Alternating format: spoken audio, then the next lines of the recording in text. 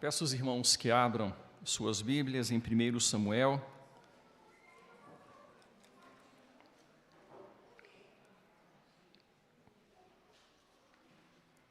capítulo 16.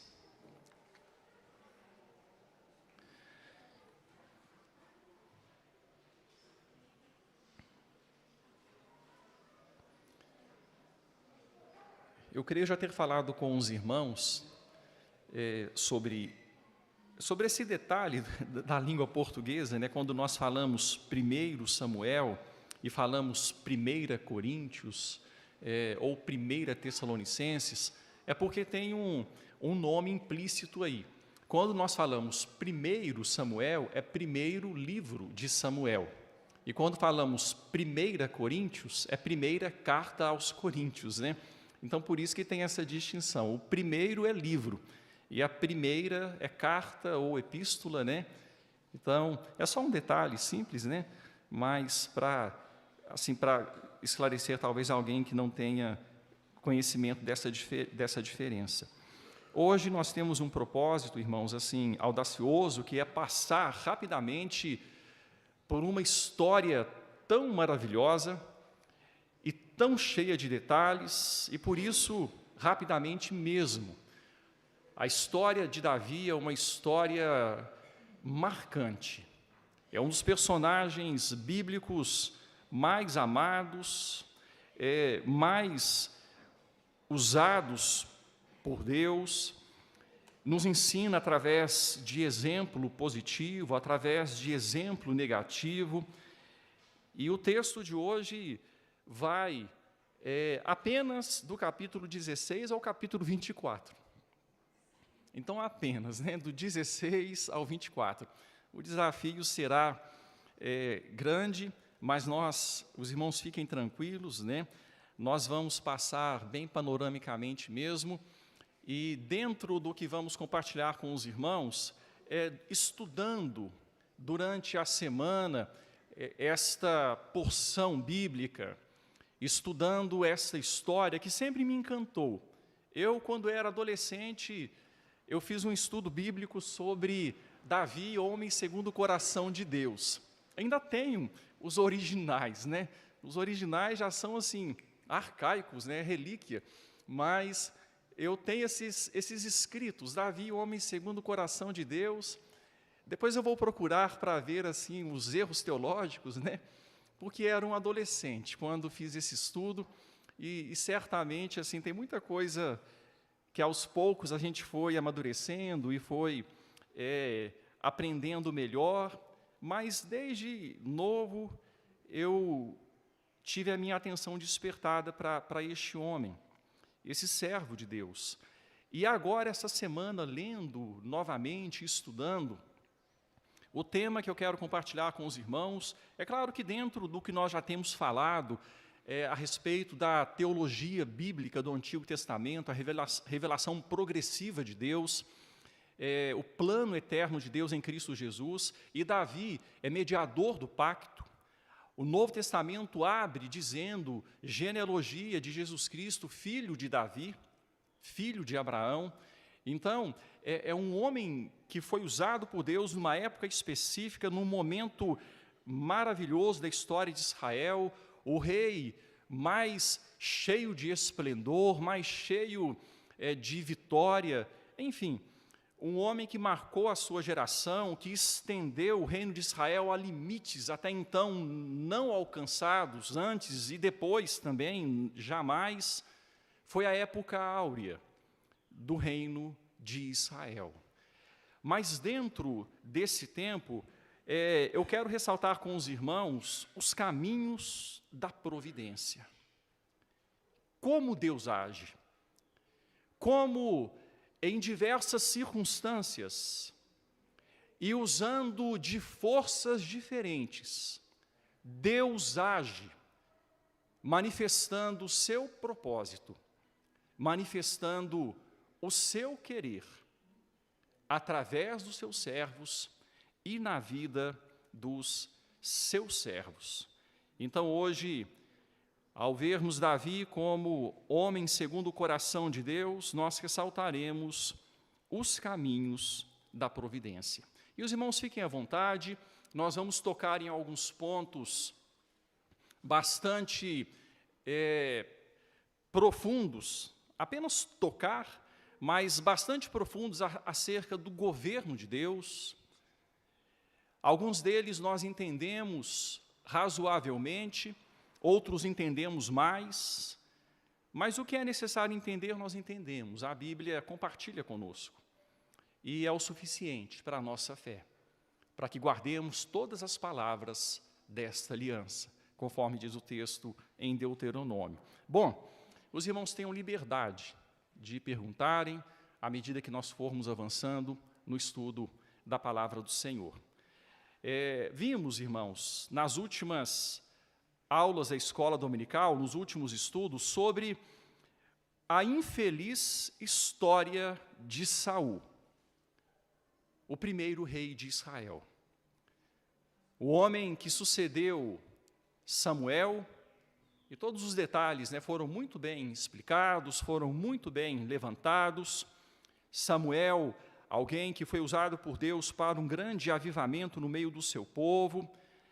Porém, os filhos de Samuel não seguiram os seus passos, e ali a nação de Israel decidiu pedir um rei conforme as outras nações. E esse ponto é bem destacado e precisa ser bem enfatizado. Nós queremos um rei conforme as outras nações. Não foi para que se cumprisse aquilo que Deus havia falado por intermédio de Moisés, lá em Deuteronômio 17, quando o texto já fazia esta previsão, já profetizava acerca disso, mas foi para que eles se tornassem como as demais nações. O povo que deveria ser diferenciado e conhecido pelo agir e governo de Deus sobre si, quis tornar-se como as demais nações. A base da escolha foi errada. A motivação do povo não foi adequada aos olhos de Deus. Samuel se entristeceu. E Deus então disse: fique tranquilo, Samuel, o povo não rejeitou você, o povo rejeitou a mim. Fique tranquilo, eu vou levantar um rei será levantado. Então, Saul começou o seu reinado, que foi um reinado vergonhoso, onde ele mostrou o que um rei, segundo os homens, é capaz de fazer. O que um rei, segundo os homens, pode acrescentar à vida do seu povo. Por fim, Saul foi rejeitado pelo Senhor. Ele não estava, nunca esteve preocupado com Deus, mas com ele próprio. E vamos então para o texto de transição do capítulo 15 para o capítulo 16. Do capítulo 15 para o 16, 1 Samuel 15, versículo de número 28. O texto bíblico vai dizer o seguinte: então Samuel lhe disse: o Senhor rasgou hoje de ti o reino de Israel e deu ao teu próximo, que é melhor do que tu. Deus disse isso para Saul. Deus rasgou de ti. Aqui Samuel usando o contexto onde sua veste havia sido rasgada por Saul, onde Saul havia segurado o seu manto, e o seu manto havia sido rasgado. Então ele ilustrou a situação e disse: olha, o Senhor rasgou de ti o reino e deu ao teu próximo, que é melhor que tu. Que palavra dura, hein, irmãos? Que palavra dura para alguém que havia sido ungido para governar sobre o povo de Deus, mas não havia andado à altura do seu chamado.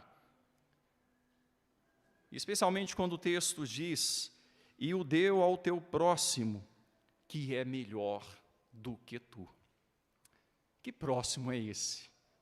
Talvez a cabeça de Samuel, a cabeça de Saul, começou a pensar: para quem que Deus está dando o reino que é meu? Quem é esse melhor do que eu? Uma palavra dita por Samuel já no passado. Ele rasgou hoje o reino de ti e o deu, já foi dado ao teu próximo, que é melhor do que tu. As ações já foram feitas. Daqui a pouco elas se historificarão, daqui a pouco elas acontecerão, mas elas já foram feitas. Quem é este melhor do que eu? Gente, o versículo de número 30 vai mostrar para a gente algo da essência de Saul.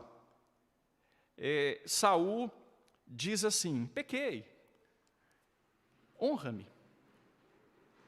Esse versículo foi lido na semana passada. Vejam o arrependimento de Saul. Pequei, mas honra-me.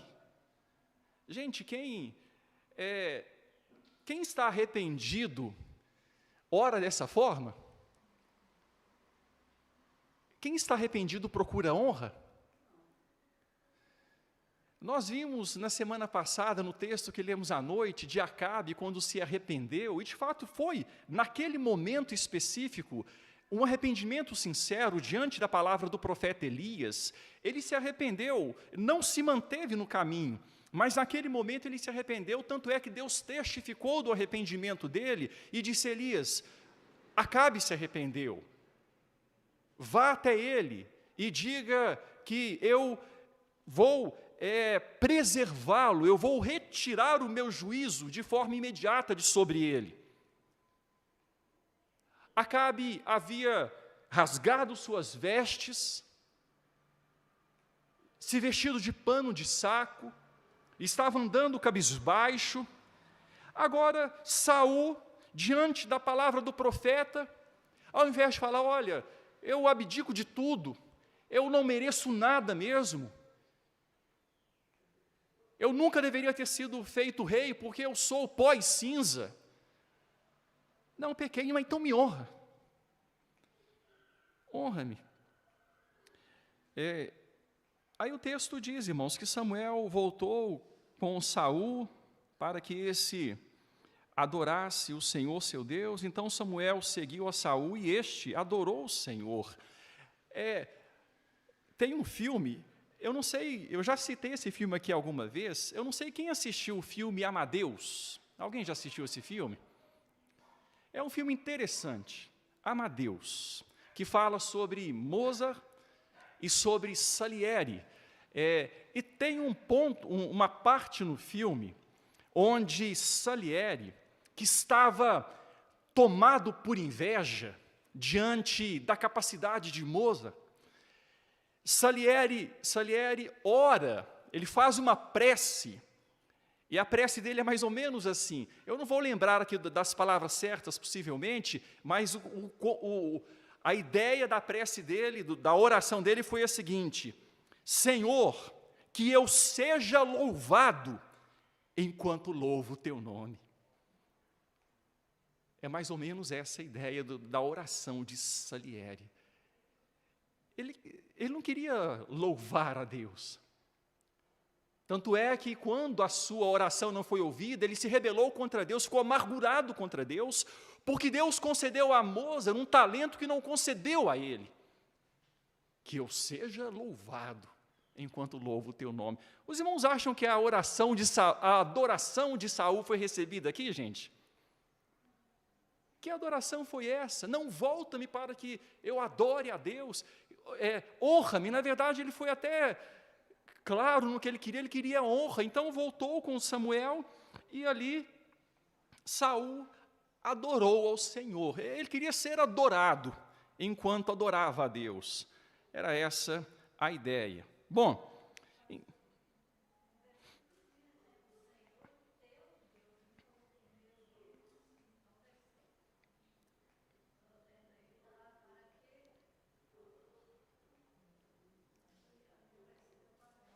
sim, exatamente, Judite. É boa observação, né? Para que eu adore o Senhor, teu Deus. É, uma boa observação. Ele não se importava com Deus, né? Então, foi esse o reinado catastrófico. Aqui, Samuel fez o que Saul deveria ter feito e falhou. Então, Deus já havia dito, eu vou passar o reino para alguém que é melhor do que tu. Alguém que é melhor do que tu. Abram, por favor, a Bíblia, deixando o texto de Samuel marcado, em Atos capítulo 13.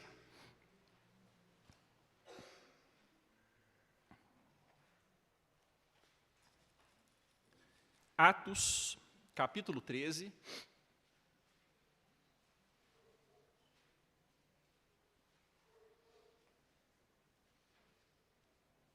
Versículo 21 e 22.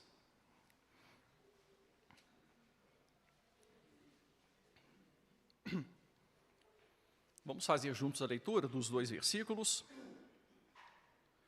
Então, eles pediram um rei, e Deus lhes deparou Saul, filho de Quis, da tribo de Benjamim, e isto pelo espaço de 40 anos.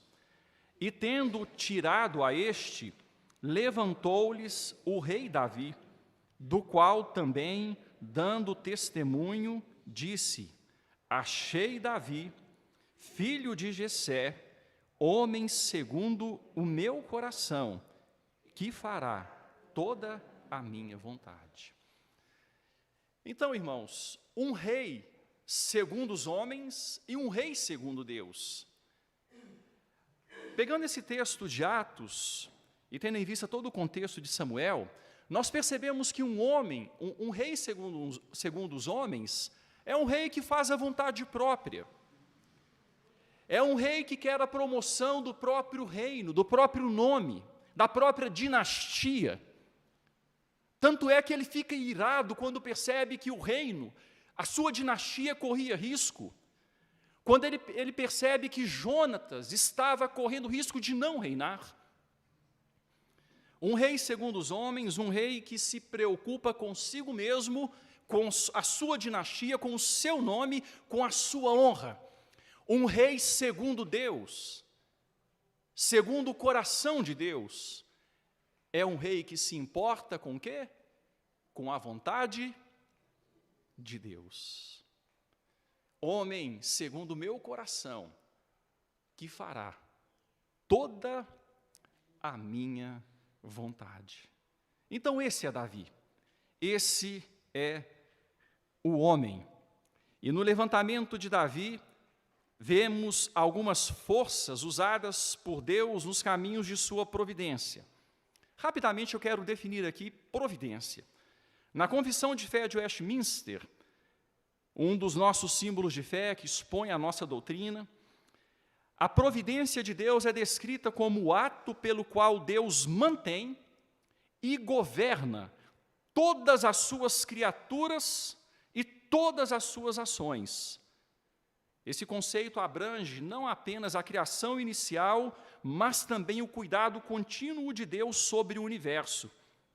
Em outras palavras, a providência de Deus é a maneira como Ele orquestra e direciona os eventos e aspectos do mundo para cumprir seus propósitos.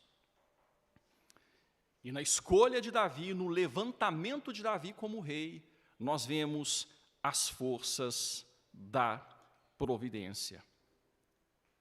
A forma como Deus, ou o ato pelo qual, melhor dizendo, Deus mantém e governa suas criaturas e suas ações. Certo, irmãos? Nós vamos entender um pouco melhor, então, da providência de Deus no levantamento de Davi através da manifestação de algumas dessas forças.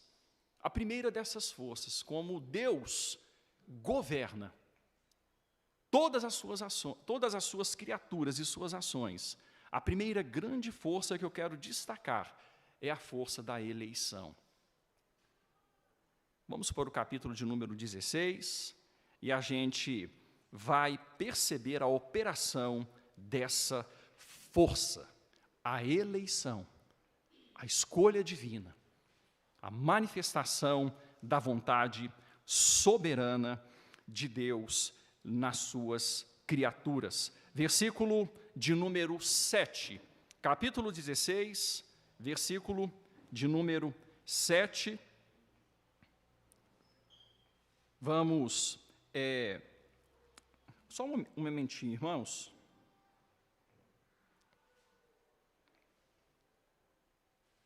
Vamos ler o versículo 1 também. O 7. Daqui a pouco eu cito mais. Primeiramente, o versículo 1.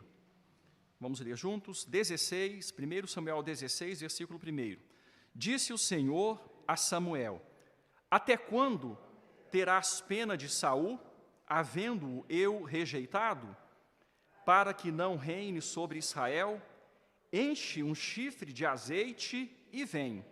Enviar-te-ei a Jessé, o belemita, porque dentre os seus filhos me provi de um rei. Então Deus, falando para Samuel, disse: olha, eu vou enviar você a Belém. Guarda aí o termo Belém, né? É o nome que nos é familiar. Chegando a dezembro, né, ao Natal, a gente se lembra de Belém. Mas o texto aqui vai falar a respeito do envio de Samuel a Belém, a um homem chamado Jessé, belemita. E Deus havia se provido de um rei da família de Jessé. Antes de nós lermos o versículo 6, vamos para o versículo 10. Versículo 10 do mesmo capítulo, vamos ler: assim fez passar Jessé os seus 7 filhos diante de Samuel, porém Samuel disse a Jessé: o Senhor não escolheu estes. Eu me provi de um rei em Belém, na família de Jessé. E Jessé, na sua visão ali de pai, pegou os seus filhos, 7 dos 8. Eram os que, na visão de Jessé, teriam condição, né? Começando do primogênito, e ele foi passando ali os seus filhos. E Deus: não, eu não os escolhi. Eu não os escolhi. Aí Samuel fala: mas não é possível, Deus me enviou aqui, essa família, disse que havia escolhido um rei entre os seus filhos. Você não tem mais nenhum filho, não? Você não tem mais nenhum? Acabaram-se os seus filhos? Versículo 11. Aí Jessé responde: não, falta um mais moço. Mas esse Deus não escolheu, não. Em outras palavras, é o que Jessé está querendo dizer: não, esse Deus não escolheria. Esse não tem as credenciais, ou ainda não tem preparo, esse não, Deus não escolheu. É mais ou menos essa a mensagem do texto, e Samuel então diz: olha, vai chamá-lo, nós não vamos nos assentar à mesa enquanto ele não chegar. Aí o versículo 12, o texto diz que ele foi chamado, entrou, era ruivo, de belos olhos, boa aparência, e disse o Senhor: levanta-te, unge-o, pois este é ele. Irmãos, a gente vai vendo aqui, contra aquilo que aos olhos era o que deveria acontecer, a escolha de Deus sendo manifestada e prevalecendo. Nós vemos que aquilo que é contra os olhos humanos, que algo que deveria acontecer, a escolha de Deus prevalecendo, quando Deus já escolhe Jacó em detrimento de Esaú. Nós vemos a escolha de Deus prevalecendo, e temos visto isso em diversos momentos na história bíblica, até esse ponto onde nós chegamos. É uma das forças de operação da providência divina, a escolha de Deus, a eleição de Deus. E dentro da providência divina, a sua eleição vai sendo manifestada. É uma força que mostra a ação da providência. Quando nós chegamos no versículo 7, então, foi o primeiro versículo que eu citei, né? Deixei ele para agora, capítulo 16, versículo 7, porém o Senhor disse a Samuel, Samuel, não atentes para a sua aparência, nem para a sua altura, porque o rejeitei. Talvez Samuel houvesse assim sido, vamos dizer, condicionado, tendo em vista a primeira escolha, porque quando Saul foi escolhido, dos ombros para cima, ele passava em altura todo o povo de Israel. Ele se sobressaía, era alto, era imponente, era forte, aparentemente, e talvez Samuel tenha ficado como que condicionado, predisposto a seguir esse padrão.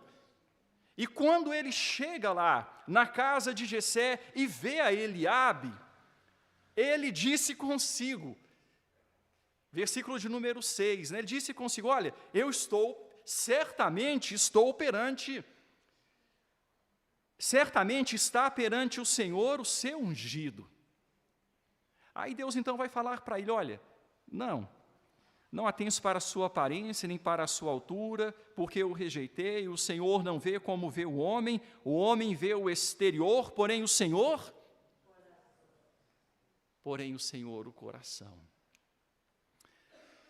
Irmãos, a eleição de Deus não é manifestada por aparências exteriores. Deus, Ele se manifesta através dos seus próprios critérios, através dos seus próprios padrões que Ele estabelece. Pelo beneplácito da sua vontade, diz o texto bíblico em Efésios. E Deus, então, escolhe Davi. Deus escolhe Davi. E quando Deus começa a elevar Davi, nós vamos observando alguns detalhes acontecendo. Nem sempre, ou quase nunca, as coisas acontecem de forma tranquila. Nós vemos algumas situações acontecendo. Eu gostaria que, deixando o texto de Samuel marcado, você fosse para Efésios, capítulo 4, versículos 26 e 27.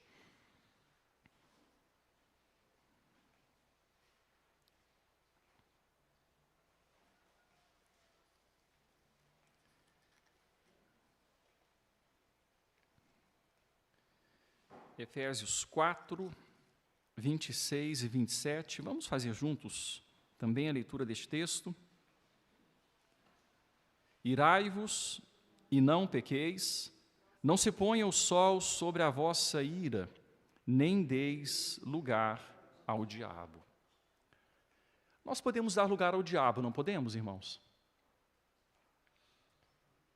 Não podemos? O texto fala que podemos, não é? Nem deis lugar ao diabo. Uma das formas de dar lugar ao diabo é perdendo o autocontrole.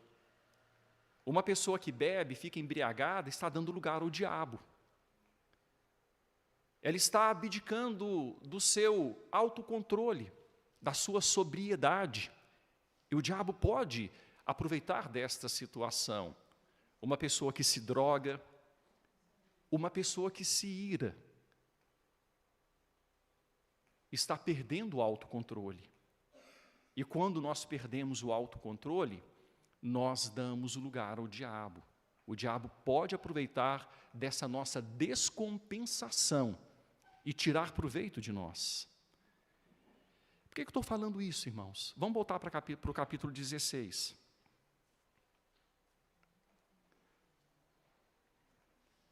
Nós vamos perceber, a partir desse ponto, uma descompensação muito grande em Saul.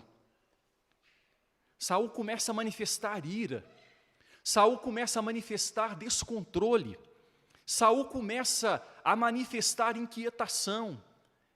E veja como as coisas acontecem. Vocês se lembram do texto que nós lemos no começo, quando eu falei de forças que agem conjuntamente? Quando Deus ali se manifesta em Gênesis, e nós vimos forças agindo.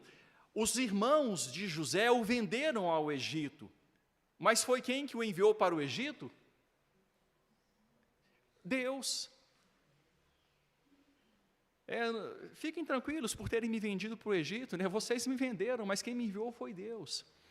Irmãos, o texto vai falar, a partir do versículo de número 14, o seguinte, que, tendo se retirado de Saul o Espírito do Senhor, da parte deste, um espírito maligno o atormentava. O Espírito de Deus havia se retirado de Saul. Nós já vimos isso, a forma distinta como acontecia a operação do Espírito de Deus no Antigo Testamento, da forma como acontece no Novo Testamento.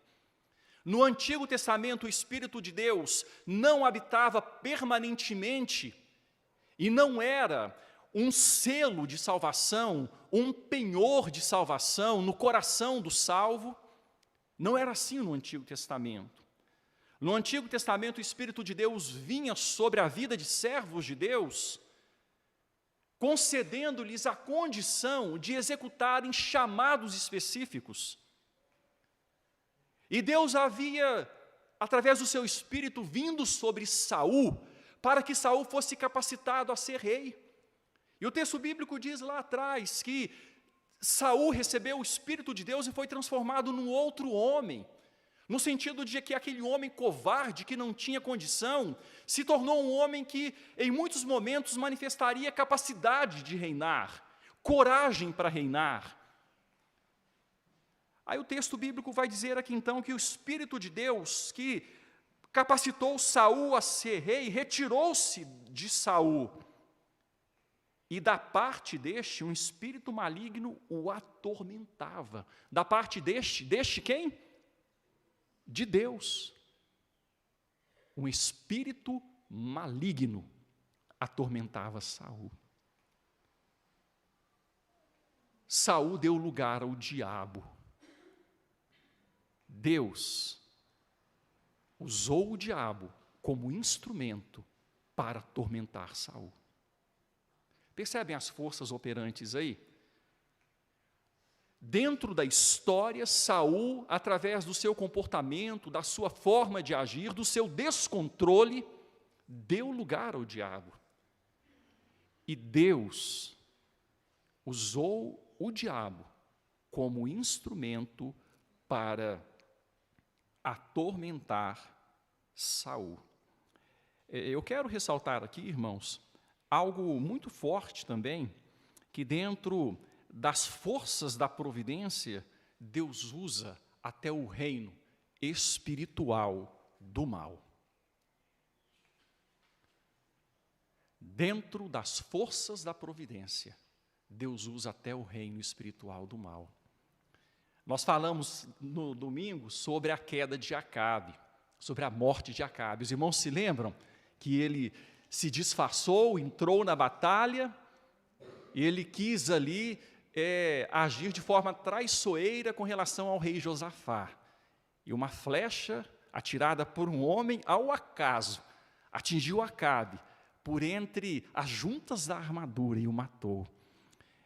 Lá no contexto, isso não foi visto na semana passada, e nem vamos ler o texto aqui não, porque já temos muito texto hoje, mas lá no contexto o texto vai dizer que Deus usou o reino espiritual do mal para que Acabe caísse. Deus usou o reino espiritual do mal para que Acabe caísse. Um espírito enganador que foi usado por Deus e foi inspiração na boca de falsos profetas para que Acabe pudesse cair. Irmãos, na força da providência, o Deus que tem controle sobre todas as suas criaturas e todas as suas ações, usa até o reino espiritual do mal. Mas a gente vai percebendo que as coisas vão acontecendo de tal forma, que Deus não é o autor do mal. Não, Deus não é o autor do mal. A palavra nos mostra como que as coisas acontecem. Saul havia se afastado do Senhor, e ele estava dando lugar ao mal.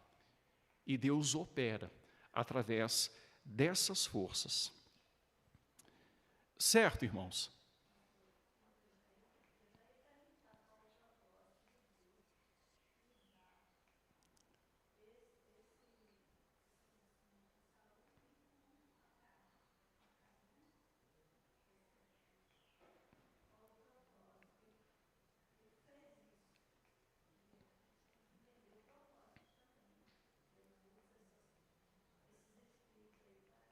Sim, a sua providência, né? É a sua providência onde Deus derruba os ímpios, assim como foi com Acabe, assim foi com Saul, e faz os seus propósitos eternos se tornarem realidade. Os seus planos bons, agradáveis e perfeitos. A eleição eterna de Deus vai sendo manifestada e o mal vai sendo usado também. Até o mal é usado para os bons propósitos de Deus.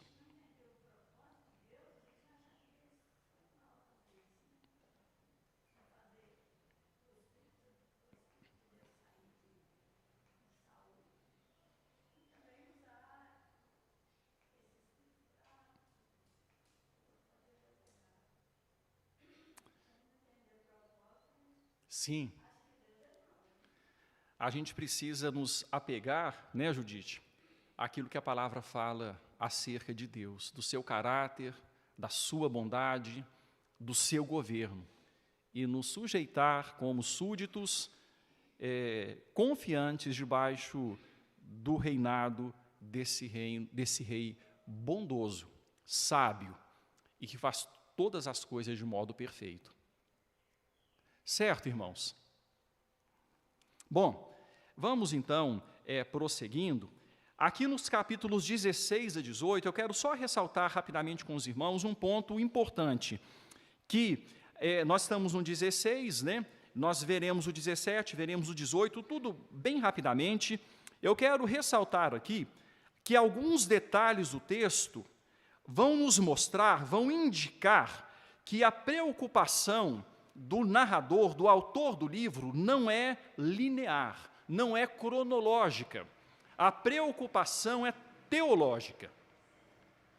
Então, alguns detalhes aqui do texto vão mostrar isso para a gente, que o autor do livro não está interessado, né, Samuel não está interessado em colocar cronologicamente tudo de forma minuciosa. O interesse dele é manifestar lições teológicas.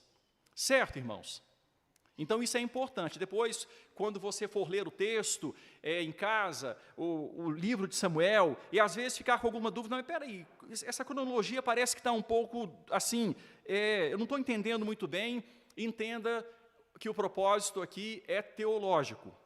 E a cronologia, quando a gente para estudar, para observar direitinho, dentro da forma hebraica de se expressar, as coisas estão corretas. Mas aos nossos olhos, pode parecer que alguma coisa não está adequada. Então, vamos prosseguir aqui, vamos para o capítulo 17. O capítulo 17, irmãos, são 58 versículos. Eu me lembro de um colega pastor, que foi meu contemporâneo no seminário, estudou comigo os 4 anos, e hoje nós somos parceiros dele em missões. Ele está no Paraguai, na cidade de Santa Rita. O pastor Fábio já esteve aqui na igreja. Os irmãos se lembram dele? Alguém se lembra quando ele esteve aqui? Pastor Fábio. O pastor Fábio, ele comentando no seminário, ele disse assim que a primeira vez que ele pregou num culto, foi num culto da mocidade, lá da igreja dele. E ele, ainda inexperiente, ele foi pregar sobre 1 Samuel 17, 58 versículos. Ele falou versículo por versículo. Então, sim, que foi uma pregação que durou uma eternidade de tempo, né? Imagine, para a primeira pregação, ele falou que ele ficou... foi inesquecível, porque o povo custou para assim, aguentar chegar até o versículo 58. Aqui, irmãos, eu quero ressaltar rapidamente o seguinte, dentro do plano eterno de Deus, força da providência de Deus, o seu plano eterno. Quando a gente olha para 1 Samuel capítulo 17, o que vem logo na mente da gente? O desafio de Golias, né? O desafio de Golias. Aí nós olhamos Davi derrubando Golias, e o texto muitas vezes é pregado de forma inspiradora, né? Nós podemos derrubar os nossos gigantes e tal, e enfim, como Davi fez, aquele baixotinho ali, rapazote, pequenininho, ainda novo, e vai e derruba Golias. Irmãos, o texto aqui precisa ser entendido dentro do plano eterno de Deus e dentro da visão que nós temos passado, da teologia bíblica, onde Davi é mediador do pacto.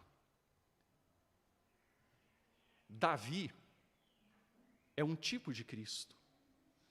Aqui em 1 Samuel 17, nós não somos Davi. Nós somos Israel, atemorizados pelo inimigo.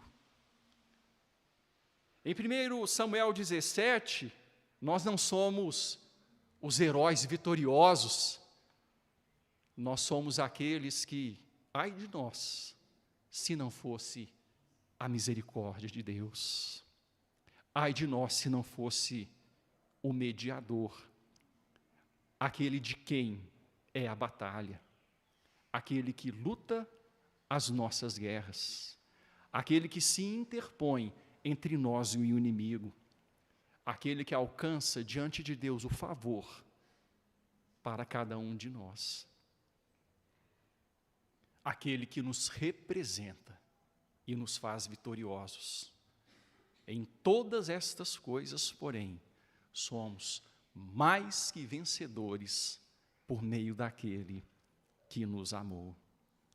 Em 1 Samuel 17, nós vemos Davi como um tipo de Cristo, alguém que nos representa, mediador do pacto, alguém que toma sobre si as nossas batalhas e as guerreia por nós. E aqui então, rapidamente, nós passamos pelo capítulo 17, um capítulo que tem outros detalhes, tantos detalhes, mas eu quero apenas ressaltar esse ponto importante. Quando você ler 1 Samuel 17, deixe de se ver como Davi e se veja como o povo de Israel, que sem a intervenção do mediador, sem a intervenção do ungido do Senhor, daquele que tem sobre si o Espírito de Deus para nos representar, assim como Jesus lá em Mateus 3, quando ele foi batizado, e João Batista, mas tu vens a mim para que eu o batize, eu que deveria ser batizado por você? E ele disse, deixa por enquanto, porque me convém que se cumpra toda a justiça. Ele fez tudo o que era necessário para que pudesse ser o nosso representante. Nós chegamos no capítulo 18. O capítulo 18, nós vamos falar sobre forças da providência, agora sobre alianças humanas. Irmãos, como que Deus usa dentro das forças da providência a ação de outras pessoas para nos abençoar? Vamos pensar aqui na conversão. Certamente, pessoas muito abençoadas e abençoadoras foram instrumentos de Deus para a sua conversão, não é? De repente você se converteu pelo testemunho de um amigo, o testemunho de alguém que do nada ali, olha, vamos estudar a Bíblia, deixa eu falar para você sobre o meu Deus, deixa eu te compartilhar com você um pouco sobre as Escrituras, vamos participar de um encontro, vamos à igreja, enfim, Deus usa forças, pessoas, Deus usa instrumentos humanos. Irmãos, e quando a gente vê a história de Davi, a gente percebe essas forças usadas por Deus na sua providência, ressaltando de uma forma muito especial. Quem que era Jonatas? Filho de Saul. Vocês se lembram de um episódio importante aqui que foi ressaltado em um dos nossos últimos estudos, a respeito de um momento no qual Saul, diferentemente de Gideão, que confiou em Deus, e quando tudo parecia assim que não daria certo para Gideão, mas na confiança, Gideão foi vitorioso, e Saul, temendo ali, e tremendo de medo diante dos inimigos, o que Jonatas fez? Jonatas foi, não é? Com seu escudeiro. E o texto diz, irmãos, que o terror de Deus se manifestou diante dos filisteus por causa da iniciativa de Jonatas. Jonatas era uma figura importante. Jonatas era tido com respeito. Quando Saul, nos seus erros, se precipitou, fez um voto tolo, e naquele voto tolo ele foi obrigado a matar Jonatas. E ali o povo impediu, não, você não vai matar Jonatas, não. Por meio de quem Deus operou tão grande livramento, agora você vai matar Jonatas. Irmão, Jonatas seria o sucessor de Saul. Jonatas seria aquele que sucederia o seu pai no trono. Mas Jonatas se apega em amor a Davi. E eles constroem uma amizade muito inspiradora nas Escrituras. Eles entram em aliança um com o outro. E a gente percebe no decorrer do texto que não fosse Jonatas, em muitos momentos, ficaria difícil para Davi. Dentro da providência de Deus, Deus coloca todas as peças do quebra-cabeça, cada uma a seu tempo, de modo que ao fim tudo esteja no lugar adequado. Olha o capítulo 18, o texto vai dizer o seguinte, depois do desafio de Golias, o texto vai dizer no versículo de número 2, versículo de número 1, inicialmente, perdão. Sucedeu que, acabando Davi de falar com Saul, a alma de Jonatas se ligou com a de Davi. E Jonatas o amou como a sua própria alma. Irmãos, algo que aconteceu da parte de Deus, uma simpatia natural muito forte. Já aconteceu isso com você e alguma pessoa? De repente você se encontrou com essa pessoa e num primeiro encontro você já viu, poxa vida, eu fiz um amigo para o resto da vida. Já aconteceu assim? Alguém que se torna um amigo do coração, uma amizade assim que faz diferença. Gente, e Deus, na providência dele, percebam, dentro da casa do inimigo, Deus colocou alguém para proteger Davi. Alguém que sabia todas as tramas, tudo que era planejado, e que usava isso para proteger aquele que, de outra forma, seria eliminado. Vejam agora o versículo de número 3, do capítulo 18, versículo 3. Jonatas e Davi fizeram aliança, porque Jonatas o amava como a sua própria alma. Irmãos, Jonatas era temente a Deus, ele confiava em Deus. Por isso ele fez aquele livramento lá, quando Saul tremia de medo. E por isso Jonatas estava recebendo essa visão espiritual de entender o que é que Deus estava fazendo. E Jonatas é cheio de características positivas. Ele estava entendendo que Deus estava levantando Davi em detrimento dele próprio. Vocês se lembram de alguém assim no Novo Testamento? Quem foi o precursor do Senhor Jesus Cristo? O que ele disse em determinado momento? Convém que ele cresça e que eu diminua. Porque João sabia qual que era a sua posição. Ele não era o noivo, ele era o quê? Como que a Bíblia diz? Amigo do noivo.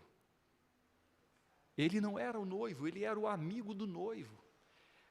Então, Jonatas, irmãos, um servo de Deus, e ele nos ensina tanto através de si, através do seu comportamento diante do ungido de Deus, onde ele abre mão da sua própria vida, ou abre mão do seu próprio nome. A gente, lembrando do Evangelho, vai ver o Senhor Jesus Cristo dizer: todo aquele que vem após mim e não nega a si mesmo, não toma a sua cruz e não me segue, não pode ser meu discípulo.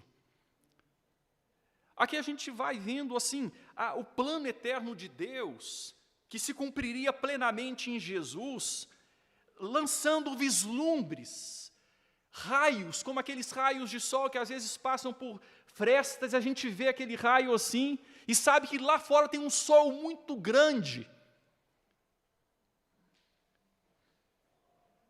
Vejam o versículo de número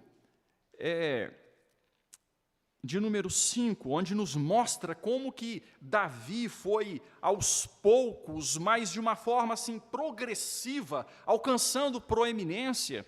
Capítulo 18, versículo 5, saía Davi aonde quer que Saul o enviava, e se conduzia com prudência, de modo que Saul o pôs sobre tropas do seu exército, e era ele benquisto de todo o povo, e até dos próprios servos de Saul.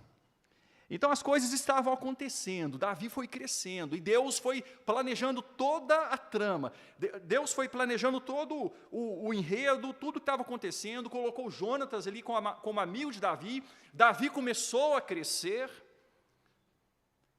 havia um espírito maligno da parte de Deus que atormentava Saul, Davi foi chamado para ser alguém que acalmava Saul, tangendo sua harpa, e aqui Davi começa a ser visto pela nação como alguém capacitado, alguém que tinha uma condição diferenciada. Ele se conduzia com prudência, e ele começou a ser benquisto do povo e dos próprios servos de Saul. Aí, irmãos, a gente chega num ponto aqui interessante, a gente chega num momento importante aqui, dentro do capítulo 18. O que acontece, irmãos? Deem uma passada, o texto é bem conhecido, deem uma passada aí de olhos no capítulo 18, os versículos 9 a 15. O que a gente vê aí, no capítulo 18, versículos 9 a 15.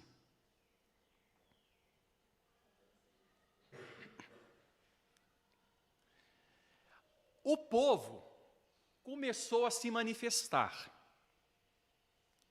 diante das batalhas. Gente, coisa do povo, né? Isso aqui é coisa do povo, das mulheres, especialmente, o texto diz. Quando eles voltavam das batalhas, né, os guerreiros das lutas, Saul, Davi, as mulheres os recebiam, né, o povo recebia com festa, e as mulheres aqui faziam os seus jingles, né, faziam as suas musiquinhas lá, e cantavam. E o que elas estavam cantando?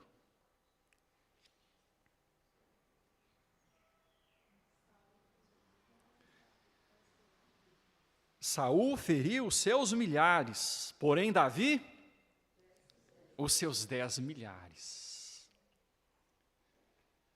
E Saul ouvia as músicas das mulheres, e diante dessas músicas, o que acontece no versículo 8, irmãos? Capítulo 18, versículo 8. Então Saul se indignou muito, pois estas palavras lhe desagradaram em extremo. Ele começou a ser tomado por uma inveja que foi um câncer para ele. O livro de Provérbios vai dizer que a inveja é como podridão dos ossos. Ele começou a ter inveja de Davi. E tendo inveja de Davi, Saul atentou contra Davi diversas vezes para matá-lo. Diversas vezes. E cada tentativa de homicídio por parte de Saul para com Davi tornava Davi mais forte e só promovia mais a Davi. Só o promovia mais. A inveja dá lugar ao diabo. Coração invejoso é lugar onde o diabo atua. Cuidado com a inveja, meu irmão, minha irmã. Cuidado com a ira. Veja o texto no capítulo 18, versículo 10. No dia seguinte, um espírito maligno da parte. Entendam, por favor, todo o contexto que nós estamos falando, as forças que agem, forças concorrentes, forças que estão agindo juntamente. Saul dava lugar, inveja, ira. E Deus, usando os seus instrumentos, até o mal, um espírito maligno da parte de Deus se apossou de Saul, que teve uma crise de raiva, inveja, raiva. E Davi, como nos outros dias, dedilhava a harpa, Saul, porém, trazia na mão uma lança, versículo 11, o que ele fez? Arrojou, dizendo, encravarei a Davi na parede. Davi se desviou dele por 2 vezes. Saul temia Davi, versículo 12, porque o Senhor era com este e se tinha retirado de Saul. Pelo que Saul o afastou de si e o pôs por chefe de 1000, ele fazia saídas e entradas militares diante do povo. Davi lograva bom êxito em todos os seus empreendimentos, porque, irmãos, o Senhor era com ele. Nós vamos falar sobre isso um pouquinho mais daqui a pouco. Isso aqui vai ser como um estribilho, vai ser como um coro. O Senhor era com Davi. O Senhor era com Davi. O Senhor era com Davi. Vai se repetir algumas vezes. Então, vendo Saul que Davi lograva bom êxito, tinha medo dele. Porém, todo o Israel e Judá amavam Davi. Olha como que Deus vai usando o povo, os homens, as alianças humanas, aqui a nação, Jonatas, porque fazia saídas e entradas militares diante deles. Irmãos, vamos parar para pensar aqui rapidamente no que estava acontecendo. Quem ganhava também com as vitórias de Davi? Quem ganhava? O próprio Saul, não é? O próprio Saul, gente. Mas está vendo como que a inveja é destrutiva? Não, ele está vencendo os filisteus, ele está vencendo os inimigos, mas ele está alcançando honra e eu não. Veja como ele se preocupa mais com a honra dele do que com o próprio bem do povo de Deus, o bem do reino. Gente, ele era o rei. O reinado indo bem, quem ia bem? O rei, não é? Tem um autor que diz o seguinte: você pode chegar muito longe se não se importar com quem recebe a honra. Você pode chegar muito longe se não se importar com quem recebe a honra. Saul podia ter chegado longe. Quem que era o rei da época? Saul. Mas ele se importava com quem recebia a honra. E por isso o reino começou a correr risco. Ele quis matar Davi. Gente, mas Deus é tão maravilhoso. A gente vai prosseguir aqui o texto. Capítulo 18, a partir do versículo 20. Até o versículo de número 30. Veja só, quem é que vai amar Davi agora? A filha de Saul. A filha de Saul. Aí Saul tem lá uma luz, acendeu na mente dele. Agora sim. Davi já havia deixado de se casar, ele se colocou em posição indigna, e Saul também não cumpriu a sua palavra de dar a sua filha como esposa a Davi. Merabe, a primeira filha de Saul, havia se casado com outra pessoa. Saul não cumpriu sua palavra, não a deu a Davi, mas Davi tinha dito: olha, quem sou eu para ser familiar do rei, para fazer parte da família do rei? Só que agora Mical ama Davi e deseja se casar com ele. Aí Saul, como Davi tem dificuldade, né? Davi tem o seu temor, acha que ele não tem honra suficiente para ser parte da minha família, não tem dinheiro para pagar o dote de minha filha.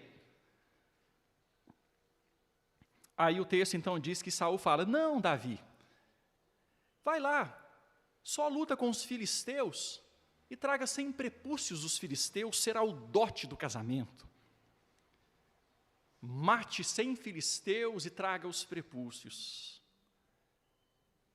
Aí ele pensou: não, que seja outro que mate Davi por mim, não eu com as minhas próprias mãos.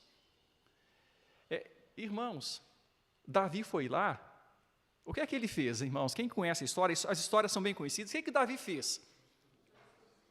Trouxe 200. Está aqui, Saul.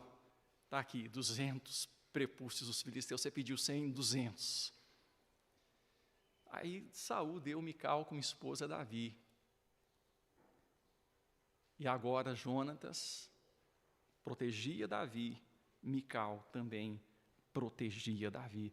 Irmãos, estão percebendo que quando Deus tem um propósito, Ele cerca de todos os lados, não tem como escapar do propósito que Ele tem? E Davi se casa com Mical. Aí Mical toma conhecimento de que o seu pai quer matar Davi. O que ela faz? Quem se lembra do texto? Ela fala com Davi para fugir. Ela coloca um ídolo do lar na cama.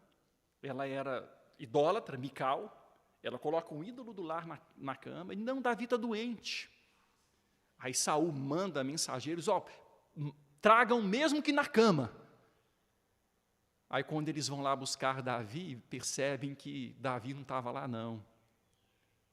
Era o ídolo do lar. E Mical protege Davi. Mical é usada para preservar a vida de Davi. Quando Deus tem um plano, as astúcias humanas não conseguem evitá-lo. As forças da providência, Deus usa pessoas, e Deus vai agindo de formas onde nós vamos vendo a ação de Deus e vamos ficando impressionados com o modo como Deus vai se manifestando. Aí, continuando, irmãos, no capítulo 19, a gente vê Jonatas intercedendo por Davi diante de Saul, versículos 1 a 7.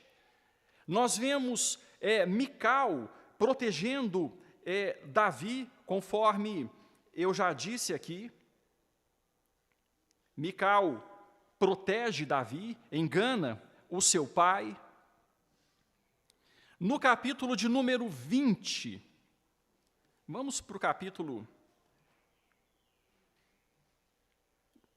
Só um momentinho, deixa eu encontrar aqui um versículo que eu queria ler com os irmãos. Não acho que está à frente. No capítulo de número 20, mais uma vez o texto vai dizer a amizade entre Davi e Jonatas. Na providência divina, a amizade de Jonatas, usada para a proteção de Davi. Jonatas, como eu já disse, um verdadeiro servo, alguém que abre mão da própria projeção social, do próprio reinado para abençoar Davi. E para finalizar aqui essa questão das alianças, das amizades, eu quero que você vá para o capítulo 23, versículo de número 16.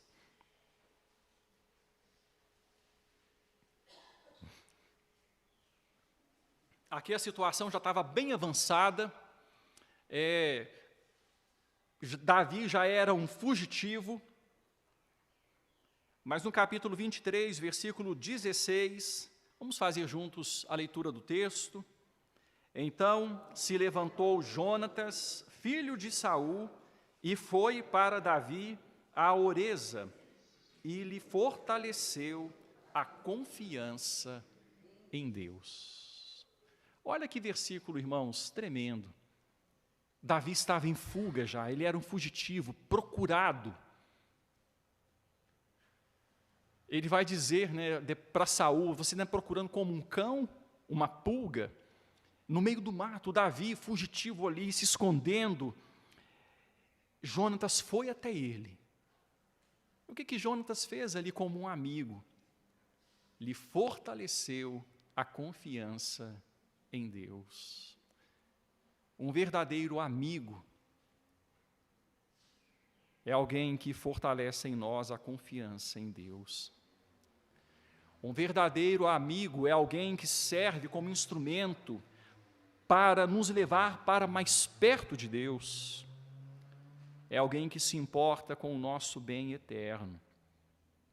Um verdadeiro amigo. Jonatas tem muito a nos ensinar. Eu quero passar adiante, irmãos, estamos caminhando para o fim.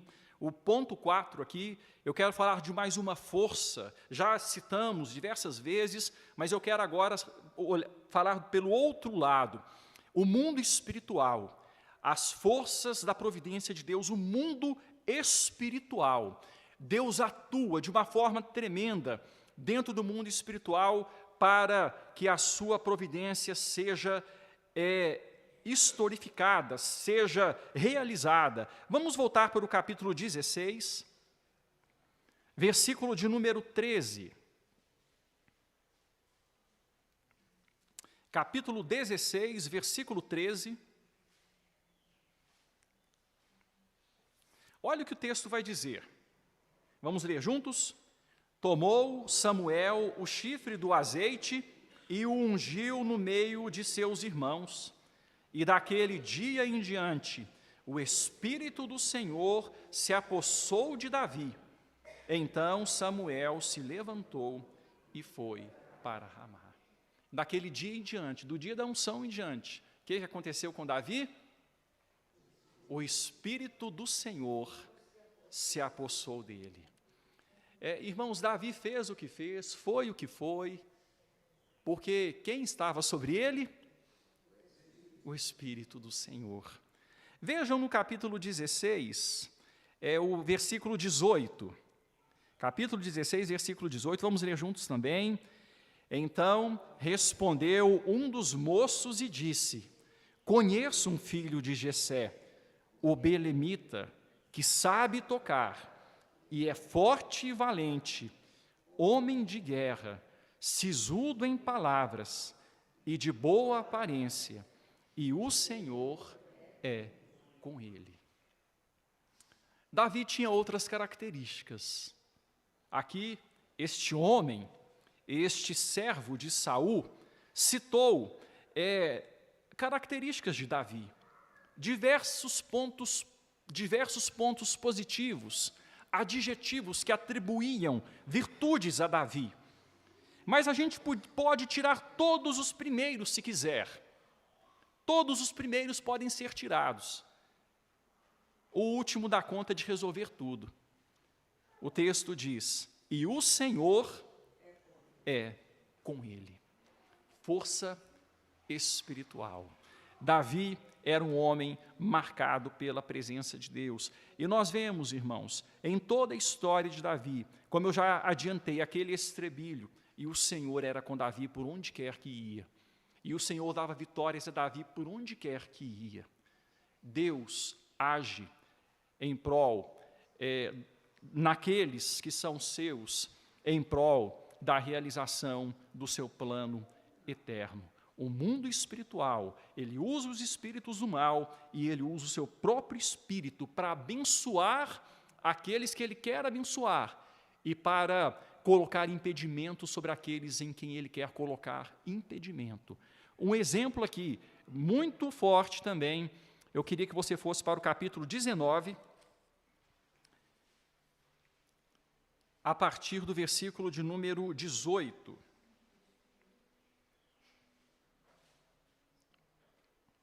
Saul estava para matar Davi. Ele está perseguindo Davi. Davi havia ido até Samuel, lhe contou tudo o que Saul lhe fizera, e se retiraram, ele, Davi e Samuel, e ficaram na casa dos profetas. Aí Saul mandou mensageiros para irem até Davi. Veja o que o texto diz, versículo de número 20. Então enviou Saul mensageiros para trazerem Davi, os quais viram um grupo de profetas profetizando, onde estava Samuel, que lhes presidia. E o Espírito de Deus veio sobre os mensageiros de Saul, e também eles. Irmãos, o Espírito de Deus vir sobre os mensageiros de Saul e eles profetizarem, foi para atrapalhá-los. O próprio Espírito de Deus, para atrapalhá-los, para que eles não pudessem cumprir a missão dada por Saul. Eles foram tomados pelo Espírito de Deus que os impediu de fazer o que Saul havia mandado. Versículo de número 21. Avisado disto, Saul enviou outros mensageiros e também estes profetizaram. Então enviou Saul ainda uns terceiros, os quais também... Gente, o próprio Deus, e o que será que esses mensageiros estavam profetizando? Não sei. O fato aqui que o texto quer dizer é que o Espírito de Deus os atrapalhou. Deus preservando Davi. E se não bastasse, nós vamos chegar aqui no versículo de número 23. Vamos, versículos 22 e 23. Então foi também ele mesmo a Ramá, e chegando, ele mesmo quem? Saul, a Ramá, e chegando ao poço grande que estava em seco, perguntou: onde estão Samuel e Davi? Responderam: eis que estão na casa dos profetas em Ramá. Então foi para a casa dos profetas em Ramá. Vamos ler juntos o final? E o mesmo Espírito de Deus veio sobre ele, que caminhando profetizava até chegar à casa dos profetas em Ramá. Deus, através do seu Espírito, impediu Saul de fazer o que ele queria. Deus, através do seu Espírito, do mesmo jeito, impediu Balaão de ter a honra que Balaão queria. Quando Balaão foi convocado por Balaque e seria honrado, o Espírito de Deus não permitiu que Balaão fosse honrado. Depois Balaque disse isso: olha, eu disse que te honraria, mas eu não vou te honrar. Balaão, como Saul, estava fora dos propósitos de Deus. Então Deus usa o mundo espiritual, os espíritos do mal e o seu próprio espírito, para que os propósitos da providência sejam alcançados. E quero finalizar, irmãos. Peço aos irmãos só mais um pouco de paciência, porque agora é a parte final, uma última força que eu quero ressaltar aqui. O texto, como eu disse, é muito vasto e tem muitos pontos assim, e eu fiz peguei e aglutinei nesses 5 pontos aqui para tentar ficar mais fácil. As forças da providência, ações humanas, até mesmo erros e fraquezas. Ações humanas, até mesmo erros e fraquezas. Vejam o capítulo de número 21. No capítulo de número 21, nós vemos que Davi vai até a casa de um sacerdote. Ele foge e vai até a casa de Aimeleque, o sacerdote, em Nobe. Dos versículos 1 a 9, se a gente perceber aqui, Davi conta uma mentira. Davi, ele vai faltar com a verdade. Davi não era perfeito, irmãos. A continuação do texto, lá adiante, vai mostrar isso de forma muito clara. Ele teve outras falhas terríveis. Mas aqui, no meu ponto de vista, Davi falta com a verdade porque ele queria preservar Aimeleque. Porque ele não queria passar a impressão de que Aimeleque sabia da história e o acobertou, porque ele conhecia Saul. E Davi, então, não conta a verdade para Aimeleque.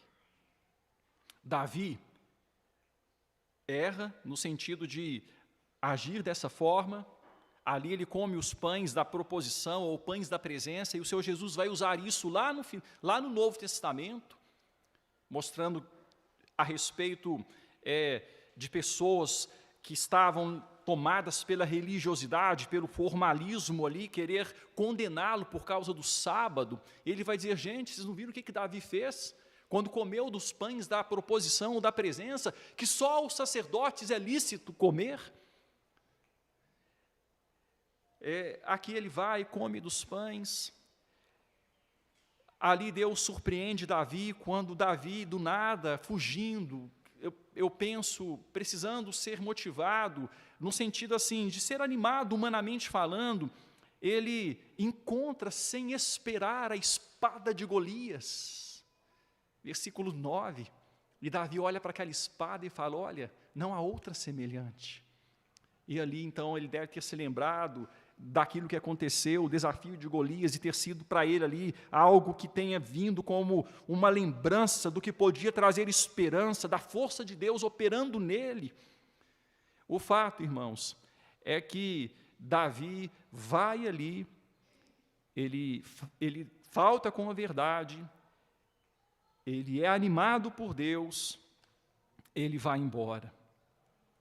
Depois Davi tem coragem de se esconder em território inimigo.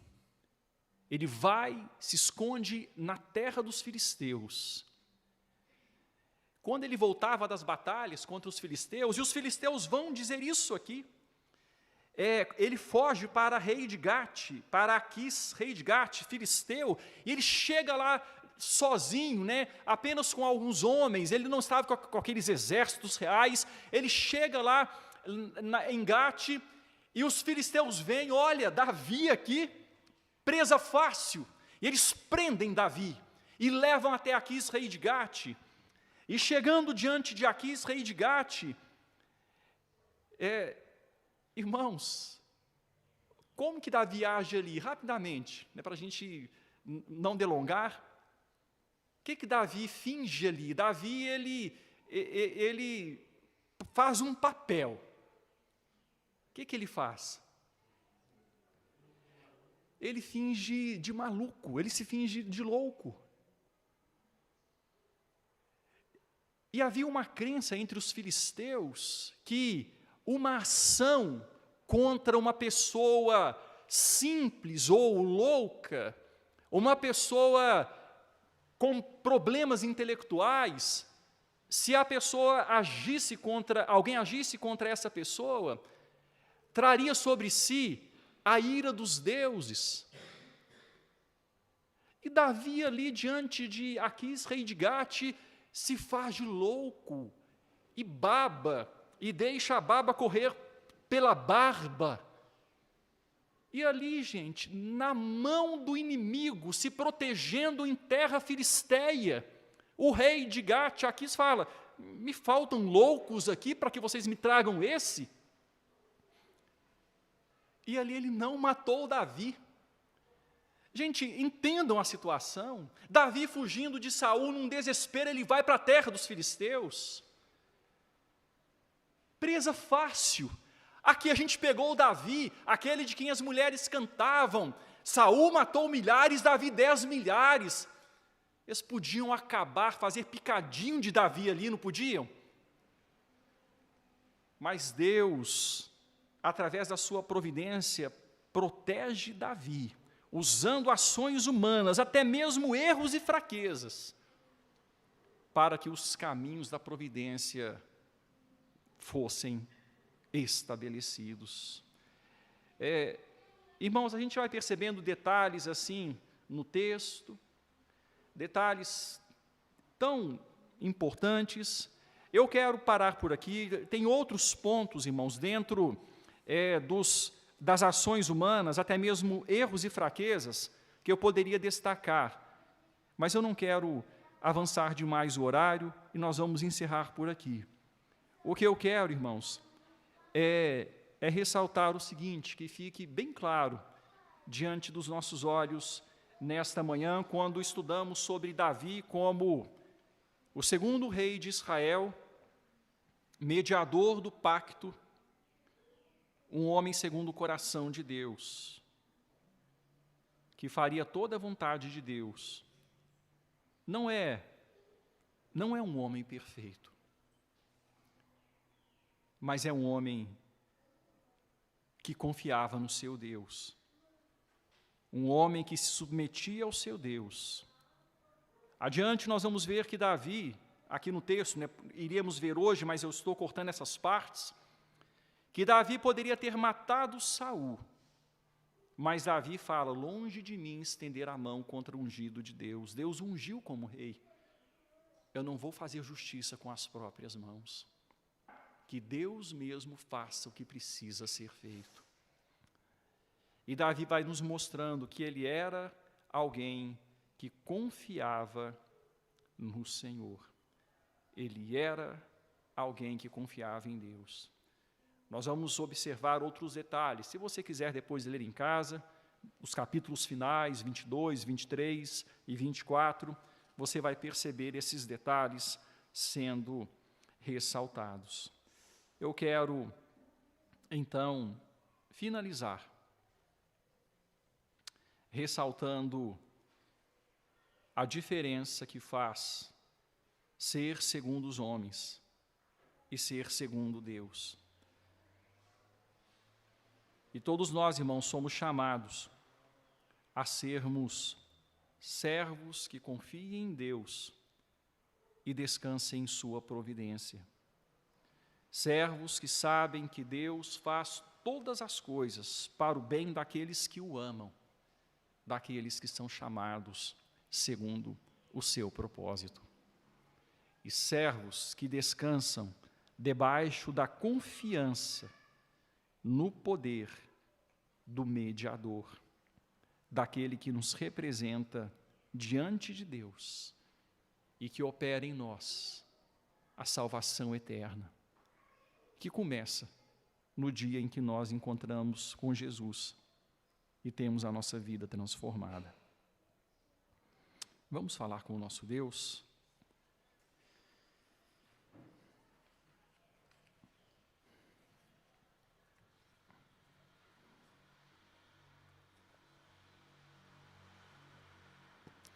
Senhor, obrigado por sua palavra, que nos mostra a sua grandeza. Como o Senhor é poderoso e como o Senhor domina sobre tudo e sobre todos. Obrigado, Senhor, porque o Senhor domina sobre nós. E queremos, ó Deus, a promoção do reino do Senhor e não do nosso nome. Queremos ser segundo o seu coração e não segundo o coração dos homens. Não segundo o nosso próprio coração. Queremos ser segundo o seu coração, que faça toda a sua vontade. Ajuda-nos, ó Deus. Obrigado, Deus, pelas lições que podemos aprender com Davi. Nessa primeira parte, ó Deus, da sua vida. Outra parte ainda virá, a história é tão longa, tem tantos detalhes, mas fica-nos aqui, ó Deus, um vislumbre da grandeza do Senhor agindo através da história, do contexto deste homem. Ó Deus, obrigado, Senhor, e nos ajude. Queremos ser fiéis ao Senhor. Não queremos ser dominados, ó Deus, por instintos pecaminosos, por fraquezas da nossa própria carne, seja a ira, seja a inveja, seja o desejo de projeção, de grandeza. Não queremos ser dominados, ó Deus, por outras forças.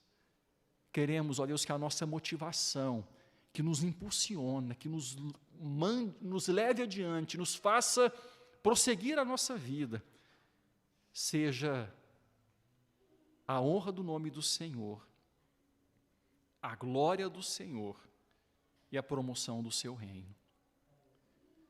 Ajuda-nos, Pai, e tenha misericórdia de nós. Sabemos que somos tão falhos e precisamos tanto de Ti. Obrigado por ser o nosso Deus, por nos amar com amor eterno, manifestando sua eleição, e no tempo nos atrair com benignidade, manifestando outras forças da providência, relações humanas, os espíritos, ó Deus, que não vemos, mas são reais, espíritos bons e até os espíritos maus. Obrigado por saber que o Senhor opera em todas as coisas, nas nossas ações, até mesmo nas nossas fraquezas e falhas. Mas o Senhor chegará e cumprirá aquilo que o Senhor tem proposto a nosso respeito. Obrigado, Senhor. Leva-nos em paz. Continue conosco, Deus. Obrigado mais uma vez por ser o nosso Deus, em nome de Jesus. Amém.